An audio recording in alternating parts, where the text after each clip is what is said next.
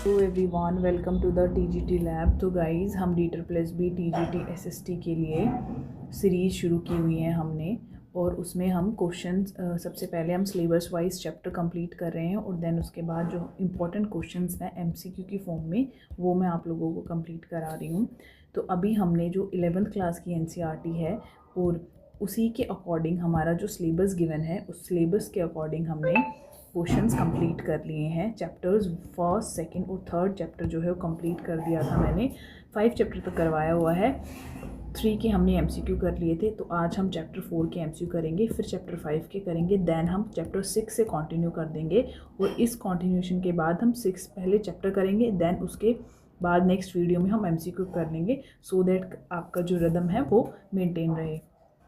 तो जिन लोगों ने भी पुरानी वीडियोस नहीं देखी हैं वो प्रीवियस जो वीडियोस हैं उनको विज़िट करें, उनको देखें, तो आपको बहुत अच्छे से समझ आ जाएगा जो भी सीरीज़ हमने कंटिन्यू की हुई है। तो अब हम चैप्टर 4 से शुरू करते हैं। ओके, तो गाइस, हमारा 4th चैप्टर जो है वो है distribution of the ocean and continents, महासागरों और महाद्वीपों का वितरण। तो हमारा फर्स्ट क्वेश्चन है, who was the first scientist to formally propose the continental drift theory 1912। Continental drift theory जो है वो किसने दी थी सबसे पहले? फर्स्ट, ये जो 4th चैप्टर है फर्स्ट पेज पे ही मैंने बताया हुआ है। आंसर आप करेंगे, वीडियो को पॉज कर लो और फिर उसके बाद देखो तुम्हारा आंसर सही है या नहीं है, फिर मेरे आंसर से मैच करो, ठीक है। तो हमारा आंसर है एल्फ्रेड वेगनर। जो हमारी कॉन्टिनेंटल ड्रिफ्ट थ्योरी थी वो एल्फ्रेड वेगनर ने दी थी। काफ़ी इंपॉर्टेंट क्वेश्चन है। नेक्स्ट क्वेश्चन पे चलते हैं। What was the name given to the supercontinent proposed by Wegener that exist about 200 million year ago। जो सुपर कॉन्टिनेंट था, सुपर कॉन्टिनेंट और सुपर ओशियन के बारे में हमने पढ़ा था। तो इसका आंसर आप बताएंगे गोंडवाना लैंड, यूरेशिया, पेंजिया और पैंथेलासा। इनमें से एक आंसर है, आप पोस्ट करके बताओ इसका क्या आंसर होगा। जो सुपर कॉन्टिनेंट था हमारा उसको हम पेंजिया बोलते थे, ठीक है। The answer will be C. Panthalassa, Eurasia, ये किसको बोलते थे हम? इसको मैंने बहुत अच्छे से डिफाइन किया है, तो कमेंट बॉक्स में मुझे बताओ अगर आप लोगों को याद है, और अगर नहीं याद है, नहीं पढ़ा है, तो go visit and watch the video, तो आपको ये टॉपिक क्लियर हो जाएगा, क्योंकि ये काफ़ी इंपॉर्टेंट टॉपिक है। अगर ये टर्म्स आपको क्लियर हैं तो कैसा भी क्वेश्चन आ जाए घुमा फिरा के you will able to solve the question, ठीक है। What was the mega ocean? देखो, अभी हमने क्या पढ़ा था? सुपर कॉन्टिनेंट का पढ़ा था, तो अब हम पढ़ रहे हैं मेगा ओशियन सराउंडिंग पेंजिया, उसको क्या बोलते थे हम? तो क्वेश्चन नंबर 3 है, उसको हम पैंथेलासा बोलते थे, ठीक है।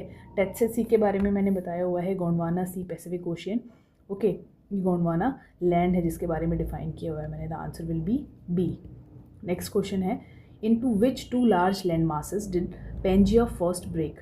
जो पेंजिया है पहले एक था, फिर कौन सा? नर्दर्न और सदर्न एरिया में मैंने तुम्हें डिफाइन किया था कि वो क्या हो गया था, ब्रेक डाउन हो गया था। तो उनको नर्दर्न और सदर्न पार्ट को हम क्या बोलते हैं, ये मैंने अच्छे से बताया है। तो आप मेरे को इसका आंसर बताओ। The answer is Eurasia and Gondwana. Northern वाले को यूरेशिया बोलेंगे और जो सदर्न है उसको हम गोंडवाना लैंड बोलेंगे, ठीक है। 5th क्वेश्चन में जाते हैं कि 1596 में सबसे पहले किसने महाद्वीपों के जुड़े होने की संभावना प्रस्तावित की थी? पॉसिबिलिटी किसने बताई थी कि जो कॉन्टिनेंट्स हैं वो एक टाइम पर जुड़े हुए थे? जो साइंटिस्ट का, जो हमारा साइंटिस्ट है उनका नाम क्या है? अब्राहम ऑर्टिलिस। अब्राहम ऑर्टिलिस ने बताया था कि once there was a possibility that the all the continents have joined once, ठीक है। तो किसने बताया था? वो हमारे अब्राहम ऑर्टिलिस ने बताया था। 6th क्वेश्चन जो है वो है, देखो, जो इस चैप्टर को फर्स्ट टाइम पढ़ रहे हैं उसके लिए थोड़ा सा डिफ़िकल्ट और ट्रिकी हो सकता है, लेकिन once you watch the video आपके लिए बिल्कुल इजी वे में मैंने समझाया हुआ है। ईजिली आप इस चैप्टर को समझ पाओगे, और जितना अच्छे से तुम इसको समझ पाओगे उतना ही फिर ये आप लोगों के लिए इंटरेस्टिंग भी है। डिफ़िकल्ट नहीं है, लेकिन अगर आप खुद से पढ़ रहे हो तो it might be the possibility कि आपको ये डिफ़िकल्ट लग सकता है, ठीक है। बट मेरी हेल्प से तुम इसे पढ़ो तो it will be so easy, और one of the favourite chapter बन जाएगा ये आपका, अगर आपको ये समझ आ गया तो। नेक्स्ट क्वेश्चन जो है, अटलांटिक के तट पर सबसे उपयुक्त मिलान खोजने के लिए बुलार्ड का कंप्यूटर कार्यक्रम किस वर्ष में प्रस्तुत किया गया था? जो बुलार्ड कंप्यूटर प्रोग्राम था उसने क्या किया था? उसने best fit of Atlantic margin, देखो मैंने बताया था कि ये हमारा मैप है, ये मान लो हमारा नॉर्थ अमेरिका है, ये साउथ अमेरिका, ठीक है, इधर हमारा अफ्रीका है। तो जो जिक्सो फॉर्म में हमने पढ़ा था कि उनको अगर हम ऐड कर देते हैं कंप्यूटर की हेल्प से, तो हमने देखा था कि वो ऐसे मान लो ये अगर इस तरीके से है तो वो ऐसे एक दूसरे में फिट हो जा रहे हैं। इसका मतलब ये है कि वो कभी ना कभी जो है वो एक दूसरे से मिले हुए थे, यही इसमें बताया हुआ है। तो वो कब था, कब हुआ था वो एक्सपेरिमेंट, डेट बतानी है उसकी। द आंसर विल बी 1964 में हुआ था। Jigsaw fit evidence of continental drift is best demonstrated by the coastline of which of the two continents? महाद्वीपीय विस्थापन के जिक्सो फिट साक्ष्य को किन दो महाद्वीपों की तट रेखाओं द्वारा सर्वोत्तम रूप से प्रदर्शित किया गया है? अभी मैंने बताया कौन से दो महाद्वीप हैं जिनको मिलाने से जो हमारा जिक्सो फिट है वो फिट बैठ रहा है, ठीक है। तो कौन से हैं, देखो जैसे ऐसे होता है ना, हम पजल सोल्व करते हैं तो उनको ऐसे ऐड कर देते हैं। तो जो हमारी अफ्रीका है और साउथ अमेरिका है, उसको जब हम ऐड करके देखते हैं कंप्यूटर की हेल्प से, किसकी, ये बलार्ड कंप्यूटर प्रोग्राम था जिसने ये प्रेजेंट किया था कि वो एकदम से फिट हो रहे हैं, तो वो हमारा अफ्रीका और साउथ अमेरिका था। ये देखो, अगर आपको मैप भी याद है ना तो भी आप इजीली उसको इमेजिन करके और फिर इसको कर सकते हो। देखो यूरोप और नॉर्थ अमेरिका, उसका तो कोई फिट ही नहीं बैठ रहा। ऑस्ट्रेलिया और अंटार्कटिका अलग अलग हैं। इंडिया और अफ्रीका, उसका भी नहीं बैठ रहा। ऑप्शन क्या बच गया, only Africa and south America. So the next question is which of the following is a sedimentary rock formed out of deposit of glacier? Most important question है, आया भी है काफ़ी बार ये। निम्नलिखित में से कौन सी हिमनद के निक्षेपशों से बनी तल छटी चट्टान है जो महाद्वीपीय विस्थापन के परिणाम के रूप में उपयोग की जाती है? ग्रेनाइट है, बेजाल्ट है, टीलाइट है या लाइमस्टोन है? लाइमस्टोन भी नहीं है, ग्रेनाइट हमारा कौन सा स्टोन है ये मुझे कमेंट बॉक्स में बताओ, मैंने पढ़ाया है। बेजाल्ट हमारा कौन सा स्टोन है? बच गया क्या? जो हमारा टिलाइट है वो सेडिमेंट्री रॉक्स जो ग्लेशियर के डिपोजिशन से फॉर्म होते हैं उससे बनता है, ये याद रखना है। ओके, इस पर तो पूरा पैराग्राफ दिया हुआ है हमारे चैप्टर नंबर 4 के सेकंड पेज पे दिया है I think. The second question है the gold bearing veins that explain the placer deposit found on the Ghana coast are located in which country? Ghana कौन सी कंट्री में है, गाना बताओ। साउथ अफ्रीका में है, ब्राज़ील में है, ऑस्ट्रेलिया में है या फिर इंडिया में है? तो ये हमारा कहाँ पर है, ब्राज़ील में है। नेक्स्ट क्वेश्चन जो है वो है मेसोसोरस एक छोटा सरीसर्प था जिसके कंकाल दक्षिण अफ्रीका के दक्षिण के प्रांत में और किस अन्य स्थान पर मिलते हैं? देखो ये क्वेश्चंस ऐसे हैं जो आपको ये फील कराएंगे कि हाँ, जो एनसीईआरटी की हमने लाइंस पढ़ी थी और जो एनसीईआरटी में पैराग्राफ और जिस तरीके से डेफिनेशन दे रखी है, डिफाइन कर रखा है, ठीक उसी हिसाब से हम क्वेश्चंस लगा रहे हैं सो दैट कि आपको ये फील ना हो कि अगर कोई भी क्वेश्चन आ गया पेपर में तो आप उसको ईजिली सॉल्व कर पाएंगे। ओके, वेस्टर्न ऑस्ट्रेलिया था, इंडिया था या फिर इरावेर फॉर्मेशन थी ब्राज़ील की और मडागास्कर कहाँ पर थे? सो द आंसर विल बी जो हमारा ब्राज़ील की इरावेर संरचनाएं जो थी, इरावेर फॉर्मेशन ऑफ ब्राज़ील, वहाँ पर हमें मेसोसोरस एक स्मॉल रेप्टाइल है उसका स्केलेटन मिला है। नेक्स्ट क्वेश्चन है what were the two forces suggested by Wagner for the movement of continent की जो मूवमेंट है उसके लिए कौन सी दो फोर्सेस थी? मैंने तुम्हें बताया था, एक था हमारा पोलर फ्लीइंग फोर्स और दूसरा था हमारा टाइडल फोर्स। ग्रेविटी नहीं है, कन्वेंशन करंट नहीं है, मैग्नेटिक फोर्स नहीं है, तो पोलर फ्ली फोर्स और टाइडल फोर्स। इसकी डेफिनेशन तुम मुझे बताओ कमेंट बॉक्स में कि पोलर फ्लीइंग फोर्स किसे बोलते हैं और टाइडल फोर्स किसे बोलते हैं। और अगर नहीं पता तो वीडियो जाके देखो, पूरा चैप्टर मैंने अच्छे से समझाया है। नेक्स्ट क्वेश्चन है the polar fleeing force as described by Wegener is related to which property of earth? Polar fleeing force जो है वो किस प्रॉपर्टी से रिलेटेड है? वो हमारी रिवोल्यूशन ऑफ अर्थ है, ग्रेविटेशन पुल ऑफ मून है, रोटेशन ऑफ अर्थ है और टाइड इन ओशियन वाटर्स। देखो रिवॉल्यूशन ऑफ अर्थ से हमारी कॉरलिसिस फोर्स जो है वो जनरेट होती है, नेक्स्ट चैप्टर्स में हम पढ़ेंगे, तो ये हमारा नहीं हो सकता। ग्रेविटेशनल जो पुल है मून का उसकी वजह से भी नहीं हो सकता। थर्ड है रोटेशन ऑफ अर्थ और tied in the ocean water, tied in the ocean water की वजह से भी जो है हमारा पोलर फ्लीइंग फोर्स नहीं होता। तो वैगनर ने किससे डिफाइन किया था पोलर फ्लीइंग फोर्स? वो हमारा किससे होता है? रोटेशन ऑफ अर्थ की वजह से होता है। तो आंसर सी हमारा जो होगा सही होगा, पृथ्वी के घूर्णन की वजह से पोलर फ्लीइंग फोर्स जो है वो जनरेट होता है। नेक्स्ट वन है Arthur homes propose the convectional current theory. Convectional current theory जो है कब उन्होंने इंट्रोड्यूस की थी? जो हमारा 13 क्वेश्चन है 1910 में, 1920s में, 1930s में और 1940s में। सो 13 का जो हमारा आंसर हो जाएगा वो 1930s हो जाएगा। What generates the convection currents in the mental. Convection currents जो हैं हमारी संवहन धाराएं जो हैं वो होमस के अनुसार मेंटल में किससे उत्पन्न होती हैं। Tidal force from the moon, radio activity element causing thermal differences, ऊष्मीय अंतर उत्पन्न करने वाले रेडियोधर्मी तत्वों की वजह से, या पृथ्वी के घूर्णन की वजह से, या गुरुत्वाकर्षण सत्पीड़न की वजह से।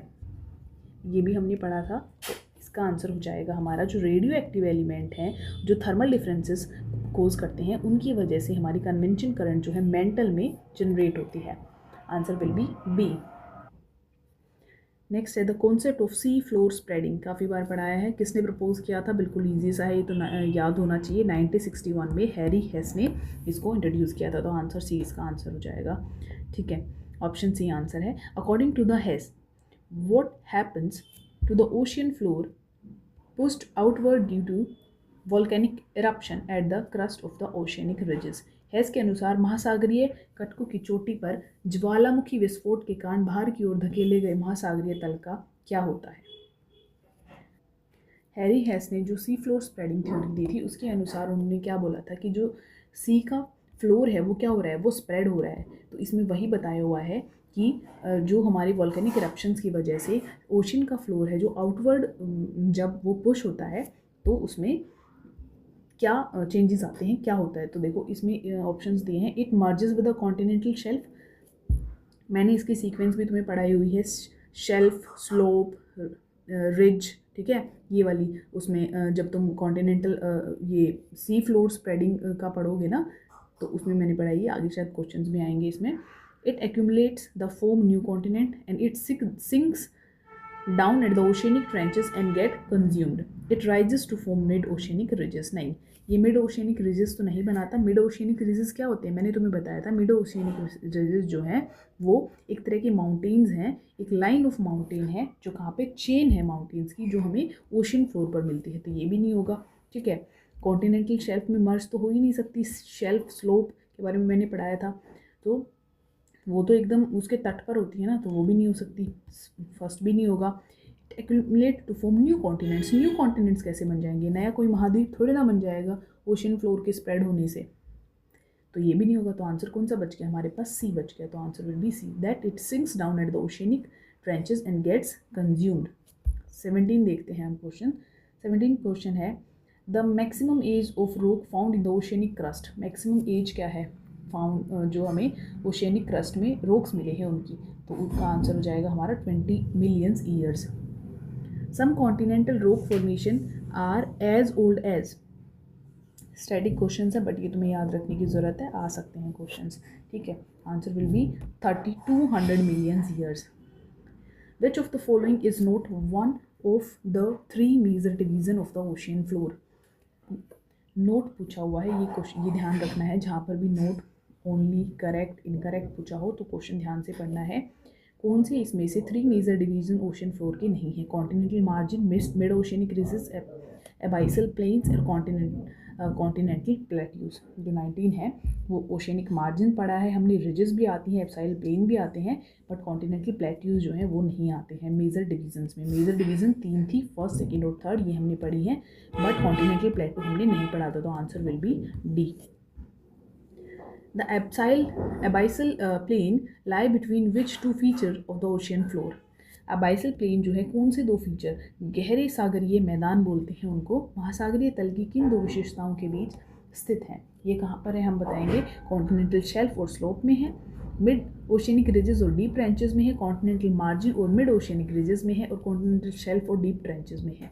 देखो जो हमने ओशन फ्लोर पढ़ा था उसमें सबसे पहले हमने पढ़ा था कि शेल्फ आएगी, कॉन्टिनेंटल शेल्फ आएगा, फिर कॉन्टिनेंटल स्लोप आएगी, इसको हम स्लोप बोलते हैं, ये कॉन्टिनेंटल शेल्फ है, फिर हमारा कॉन्टिनेंटल राइज आएगा, और फिर उसके बाद हमारी डीप ओशियनिक ट्रेंचेस आएंगी।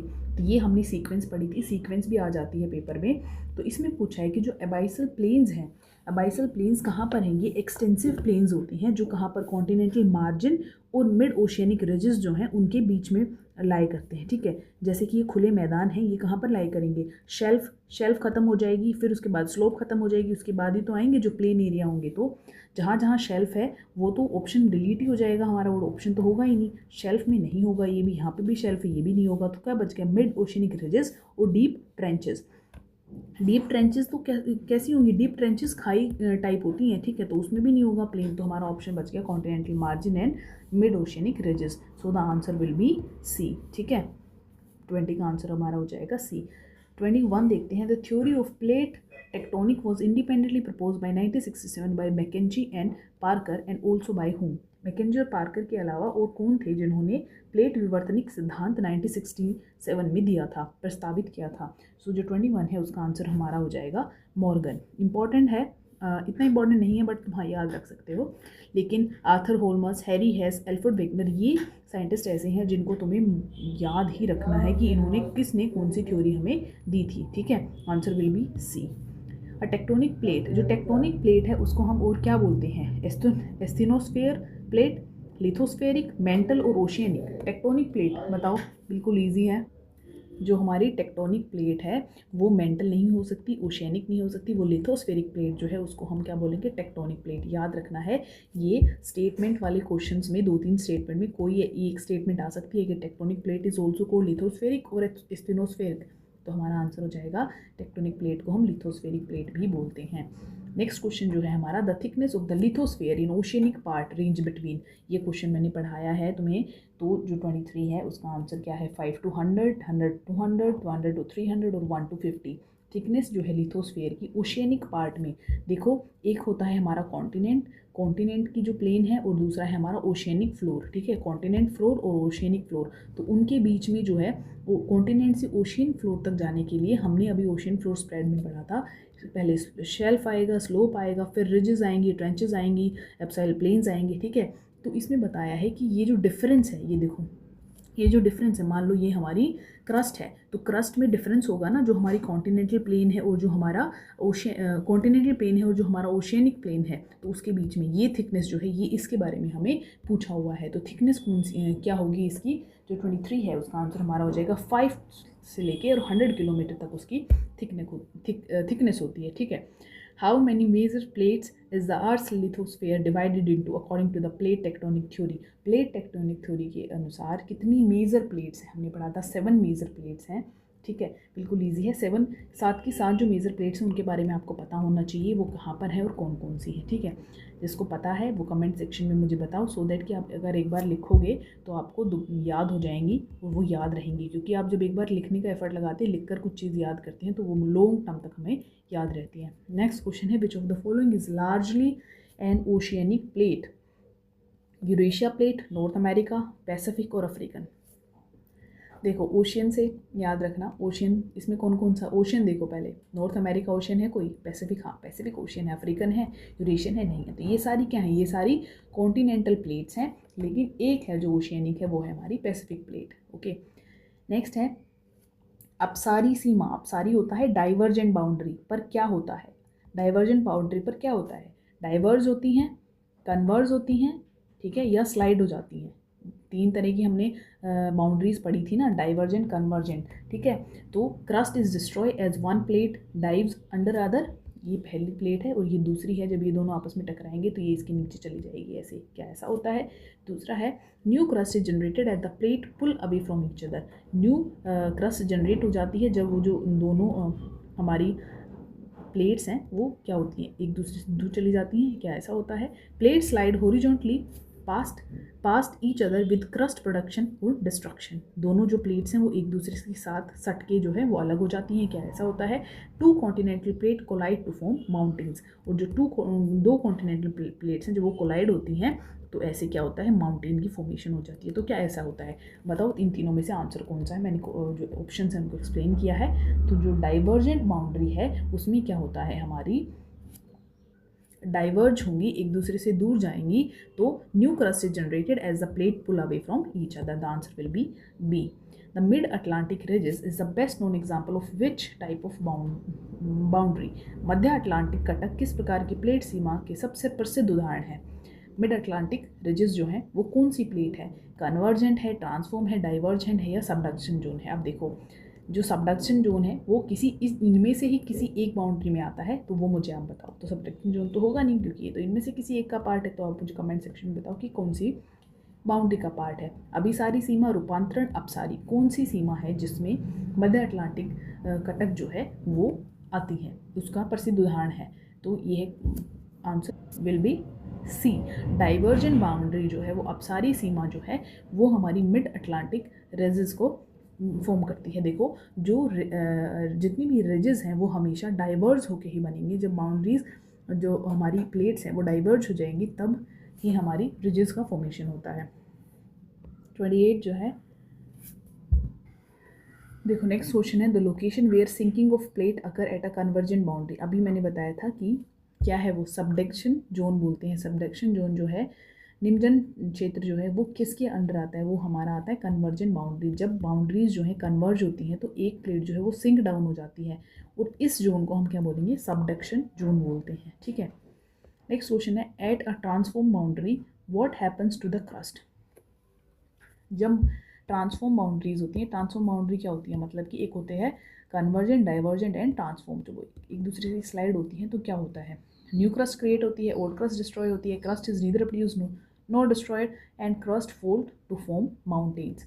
तो इसका आंसर क्या होगा, बताओ मुझे इसका आंसर, आप लोग मुझे बताओगे कमेंट सेक्शन में, क्योंकि मैंने बहुत अच्छे से डिफाइन किया हुआ है कि जब ट्रांसफॉर्म बाउंड्री वर्क करती है तो क्या होता है। ठीक है, फिर भी मैं आप लोगों को बता देती हूँ, 29 का आंसर जो है हमारा neither produce and not destroy, क्योंकि वो स्लाइड डाउन कर जाएंगी तो कुछ भी नहीं होगा ना। ठीक है, answer will be C. Which ridge has the slowest rate of plate movement, mid Atlantic, East Pacific, Arctic, Indian ocean ridges. कौन से रिज है जिसकी गति जो है, जिस प्लेट की गति जो है वो सबसे ज़्यादा धीमी है। जो हमारी आर्कटिक रिज है उसकी जो रेट है मूवमेंट का वो सबसे स्लो है। The कोकस plate is located between विच दो फीचर। ये मैंने मेजर प्लेट्स और माइनर प्लेट्स जब पढ़ाई थी उसमें बताया है। तो पहले सबसे पहले मुझे बताओ कि जो कोकस प्लेट है वो हमारी मेजर प्लेट है या फिर हमारी माइनर प्लेट है। ठीक है, तो इसका आंसर जो है वो है south America and Pacific plate, central America Pacific plate, Philippines and Indian plate and Asiatic and Pacific plate. जो 31 है, इस क्वेश्चन का आंसर हमारा सेंट्रल अमेरिका और पैसिफिक प्लेट जो है उसके बीच में हमारी कॉकस प्लेट पड़ती है। पूरा मैप लगा के जो एनसीईआरटी है उसमें मैंने डिफाइन किया है, वीडियो देखो जाके। मेजर और माइनर प्लेट से एक क्वेश्चन फॉर श्योर आने का चांसेस है, चाहे वो किसी भी शिफ्ट में आए। पिछली बार भी आया था, 2025 वाले में भी आया था मेजर माइनर प्लेट से, और अब भी आने के पूरे चांसेस है, क्योंकि काफ़ी इंपॉर्टेंट क्वेश्चन टॉपिक है ज्योग्राफी का। ओके, नेक्स्ट चलते हैं। The Nazca plate is located between which two feature. Nazca plate भी बताओ माइनर है या मेजर है। Central America and Pacific plate, South America Pacific plate, Philippine and Indian plate, Africa and South American plate. किन दो plates के बीच में लोकेटेड है ये। सो 32 का आंसर हो जाएगा हमारा B, that is South America and Pacific plate के बीच में नज़का प्लेट आती है। ओके, काफ़ी इंपॉर्टेंट्स हैं ये questions. Which of the following is not a minor plate. Minor tectonic, major और माइनर प्लेट जो हमने पढ़ेंगे उसमें से कौन सी माइनर नहीं है। कोकस, अरेबियन, कैरोलाइन और यूरेशियन, इनमें से एक प्लेट ऐसी है जो माइनर नहीं है। तो जो क्या है, जो मेजर है तो वो हमारी क्या हो जाएगी, यूरेशियन प्लेट जो है, जहाँ पर यूरोप वाला जो एरिया आता है वो हमारी यूरेशियन प्लेट बोलते हैं हम उसको। तो वो क्या है, वो हमारी माइनर प्लेट नहीं है, वो हमारी मेजर प्लेट है। तो अभी तक हमने जो ये दो प्लेट्स पढ़ी तो ये कौन सी है, कोकस प्लेट अभी मैंने बताई, ये हमारी क्या है, माइनर प्लेट है। ठीक है, Caroline plate is located between which two plates. Caroline plate भी हमारी क्या है, माइनर प्लेट है। ओके, माइनर को बोलेंगे हम लघु विवर्तनिक प्लेट हिंदी में। ठीक है, सो द कैरोलिन प्लेट जो है वो कहाँ पर है, कोकस प्लेट और Pacific plate, south American, African, Philippine और इंडियन, और यूरेशियन एंड अफ्रीकन। जो 34 क्वेश्चन है वो हमारा फिलीपींस और इंडियन प्लेट के बीच में हमारी आती है Caroline plate. So the answer will be C. The subduction zone along the Himalaya form what type of plate boundary for the Indian plate. Subduction zone जो है वो हिमालय जिससे फॉर्म हुए हैं उसमें कौन सी जो प्लेट बाउंड्री है इंडियन प्लेट के लिए कौन सी है। देखो, हिमालय के साथ निम्नजन क्षेत्र, दैट इज सबडक्शन जोन, भारतीय प्लेट के लिए किस प्रकार की प्लेट सीमा बनाता है। Ocean, continental continent convergence, divergent और ट्रांसफॉर्म बाउंड्री। जो हमारे हिमालय फॉर्मेशन है वो किससे हुआ है, कन्वर्ज, दो प्लेट टेक्टोनिक्स की कन्वर्जन से, डाइवर्जन से या फिर ट्रांसफॉर्म से, कौन सा हुआ है। 35 जो हमारा वो कॉन्टिनेंटल कन्वर्जेंस है, तभी तो फोल्ड माउंटेन्स की फॉर्मेशन हुई। फोल्ड माउंटेन्स क्या है, हमारी यंग माउंटेन्स हैं, यंगेस्ट माउंटेन जो है फोल्ड माउंटेन है, क्योंकि जो जब दो कॉन्टिनेंटल बाउंड्री एक दूसरे में कन्वर्ज होंगी तो क्या होगा, फॉर्मेशन होगा, वो ऊपर उठ जाएंगी। तो हमारा हिमालय का फॉर्मेशन उसी तरीके से हुआ है। तो आंसर क्या होगा हमारा बी। 36 जो है अगला क्वेश्चन, उसमें है about how many millions years ago did India collide with Asia posing the rapid uplift of Himalaya. Himalaya की फॉर्मेशन के बारे में पूछा हुआ है, थोड़ा सा घुमा के क्वेश्चन पूछा है। इसका आंसर हो जाएगा हमारा 40 to 50 million years ago Himalaya की फॉर्मेशन हुई थी।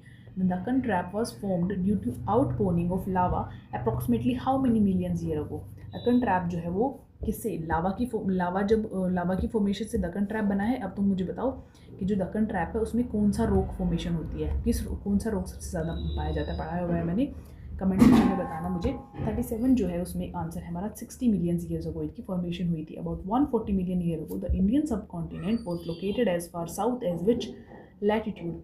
इंडियन सब कॉन्टिनेंट जो है लगभग 14 करोड़ वर्ष पूर्व भारतीय उपमहाद्वीप किस अक्षांश तक दक्षिण में स्थित था।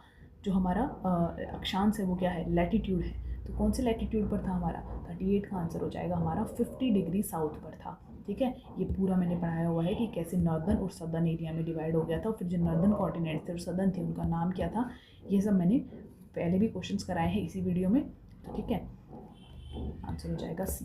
The position of the Indian continent, mostly peninsular India के बारे में बात की गई है। Different geological period is traced using rock analyse from which area.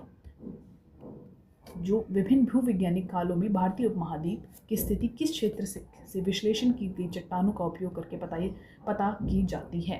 कौन सा क्षेत्र है जहाँ की जो हमें ट्रेसेस जो रॉक्स हैं उसके ट्रेसेस लिए थे। कौन से एरिया है, मुंबई है, चेन्नई है, नागपुर है या कोलकाता है। तो आंसर क्या होगा, नागपुर के हमारे जो रॉक्स हैं वहाँ से हमें उन रॉक का एनालिसिस हमने किया था। फिर है 40, India started it's northward journey approximately how many millions years ago. Northward journey मतलब कि जब वो नॉर्थ और सदर्न पार्ट में डिवाइड हो गए थे तो साउथ से नॉर्थ में कैसे कोलाइड हो गया, ये यूरेशियन प्लेट में आके जो हमारी इंडियन ओशन प्लेट है वो कैसे टकराई, तो उसका पूछा हुआ है ये। 40 क्वेश्चन हमारा हो जाएगा 200 मिलियन ईयर अगो। लास्ट पेज पे पूरा एक पैराग्राफ में बताया हुआ है 200 मिलियन ईयर अगो। ठीक है, assertion, नेक्स्ट क्वेश्चन है the ocean floor rock are much younger than the continental rock. Most important statement है, स्टार मार्क कर लो, चाहे कितने भी स्टार बना लो, मोस्ट इंपॉर्टेंट है। आई थी पिछली बार भी, हर बार आती है। ओशियन फ्लोर रॉक है much younger than the continental rock, बिल्कुल सही है। ओशियन में जो रॉक्स मिले हैं वो कहीं ज़्यादा यंगर है कॉन्टिनेंटल रॉक से। अब रीज़न देखते हैं, constant volcanic eruption at the mid oceanic ridges continuously generate new oceanic crust. क्या ये रीज़न है इसका? जी हाँ, बिल्कुल यही रीज़न है, क्योंकि कॉन्टिन्यूएंस। इसका आंसर हो जाएगा both A and R are true as R is a correct explanation of A. जो हमारे मध्य महासागरीय तटों पर निरंतर ज्वालामुखी विस्फोट होता रहता है, और उसके कारण जो हमारी वो प्रॉपर्टी है, दैट इज़ जो हमारी ओशियनिक क्रस्ट है वो बनती रहती है। इसलिए वहाँ पर जो भी हमें रॉक्स मिलेंगे वो यंगर रॉक्स होंगे देन द कॉन्टिनेंटल रॉक्स। ठीक है, answer will be A. 42nd question है जो है Wegener force, that is pole fleeing force and tidal force were accepted by most scientist as adequate to explain continental drift. Reason इसका है that these forces when applied over millions of years are powerful enough to move continent. नहीं भाई, जो हमारी polar fleeing force और tidal force थी were not accepted by most scientist adequate to explain the continental drift. सबने accept नहीं किया था इसको। रीज़न क्या है, these forces when applied over million year ago are powerful enough to move continent. हाँ, ये बिल्कुल सही है। तो हमारा आंसर हो जाएगा ए फॉल्स है और बी हमारा ट्रू है। ओके, नेक्स्ट क्वेश्चन जो है बिल्कुल मोस्ट इंपॉर्टेंट क्वेश्चन, तुम स्टार मार्क कर लो, क्योंकि मैंने सबका मिक्स करके क्वेश्चन बनाया है। Match of the following plate boundary with their characteristics.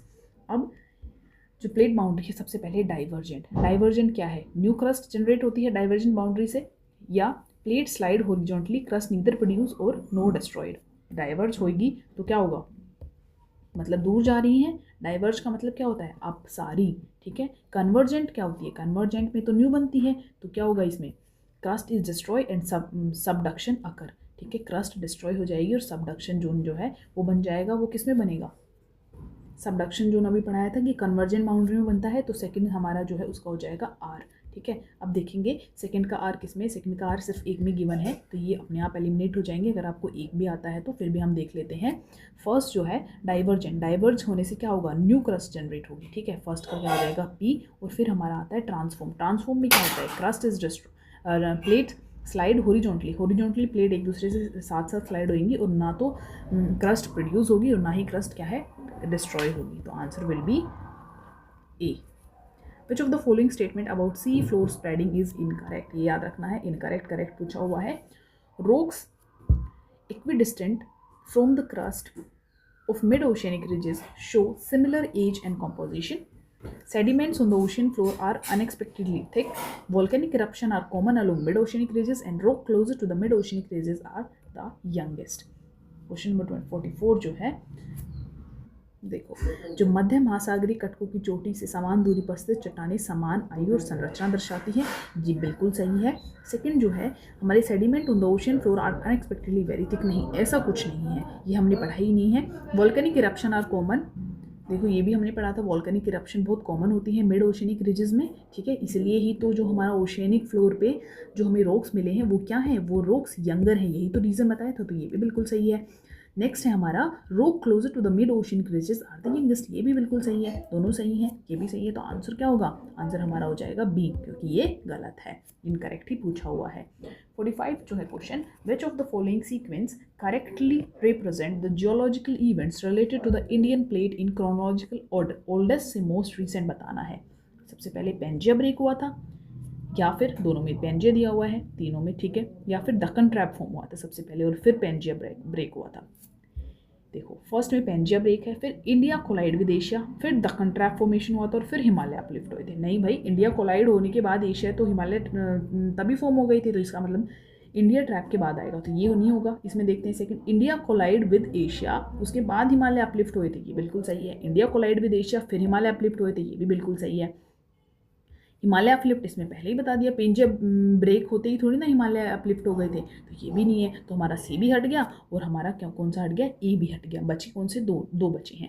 तो सबसे पहले दक्कन ट्रैप फॉर्मेशन हुआ या पेंजिया ब्रेक हुआ, तो देखो इसमें ये दोनों सेम है, तो इन दोनों में से ये आंसर होगा। तो 45 जो है उसमें पेंजिया ब्रेक पहले नहीं हुआ था, पहले दक्कन ट्रैप फॉर्मेशन हुई थी, उसके बाद पेंजिया ब्रेक हुआ था और फिर इंडिया के साथ एशिया के साथ कोलाइड हो गया था और फिर हिमालय अपलिफ्टमेंट हुई थी। तो आंसर इसका क्या होगा, आंसर इसका सी जो है वो सही होगा। Okay, 46 which of the following is not a post drift discovery that added new dimension to the study of distribution of ocean continents। Note पूछा हुआ है कि जो स्टडी थी डिस्ट्रीब्यूशन ऑफ ओशन और कॉन्टिनेंट्स की, उसमें जो है कौन से नए डायमेंशन जो है ऐड नहीं हुए थे पोस्ट ड्रिफ्ट डिस्कवरी में। देखो ए है ocean floor mapping revealing submerged mountain range and trenches. Okay, next है palaeomagnetic study of ocean floor rock, discovery of tillite deposit of Gondwana and revelation that mid oceanic ridges are most active in volcanic eruption. तो इसमें से जो हमारी टाइलाइट की discovery हुई थी, deposit in Gondwana, discovery of tillite deposits in Gondwana, वो हमारी जो है वो नहीं थी, तो आंसर इसका सी गलत हो जाएगा। ओके, नेक्स्ट है the rim of fire. Rim of fire कहाँ पर है, इतनी बार बताया है। रिम ऑफ फायर जो है हमारा वो पैसिफिक ओशन में है। Rim of fire of the Pacific Ocean, question तुम खुद पढ़ो और आंसर करो इसका, ठीक है। एक्टिव वॉल्केनो से रिलेटेड है ये, पूरा मैंने बताया हुआ है कि कैसे जो है इस तरीके की फॉर्मेशन होती है उसमें, ठीक है। और वो किस लिए, क्योंकि वहाँ पर सबसे ज़्यादा एक्टिव वॉल्केनो फॉर्मेशन है। ऐसे पॉइंट करके ना हमें हमारी बुक में पूरा मैप के साथ दिखाया हुआ है, मैंने उसमें भी डिफाइन किया है, वीडियो में नहीं देखिए तो वो देखो पहले। According to the chapter which two main sources provide heat within the earth that drives convection and plate movement. Convection और प्लेट मूवमेंट किस वजह से होती है, देखो अध्याय के अनुसार पृथ्वी के भीतर संवहन और प्लेट गति को चलाने वाली ऊष्मा के कौन से दो मुख्य स्रोत हैं। सोलर रेडिएशन और टाइडल हीटिंग की, रेडियो एक्टिव डीके और रेजिडुअल हीट की वजह से, केमिकल रिएक्शन वॉल्केनिक एक्टिविटीज़ की वजह से, gravitational compression and tidal force की वजह से। तो इसका जो है रेडियो एक्टिविटी डीके और रेजिडुअल हीट की वजह से ये होता है, तो आंसर इसका हो जाएगा B. The earliest marine deposits along the coastline of South America and Africa are of which geological age, suggesting the ocean did not exist prior to the time? दक्षिण अमेरिका और अफ्रीका की तटरेखाओं के साथ सबसे पुराना समुद्री निक्षेप किस भूवैज्ञानिक युग के हैं जो सुझाते हैं कि उससे पहले महासागर का अस्तित्व नहीं था? कौन सी एज है ये बताया हुआ है हमने, 49 जो है उसका आंसर हो जाएगा Jurassic age. Most important question है। नेक्स्ट देखते हैं हम, the ancient belt of rock age approximately 2000 million years from the Brazil coast matches with rock from which other region? Brazil coast कहाँ पर है? ये नॉर्थ अमेरिका है और ये साउथ अमेरिका है, तो ब्राज़ील यहाँ पर है, इस तरफ है, तो ये किसके साथ मिल रही है?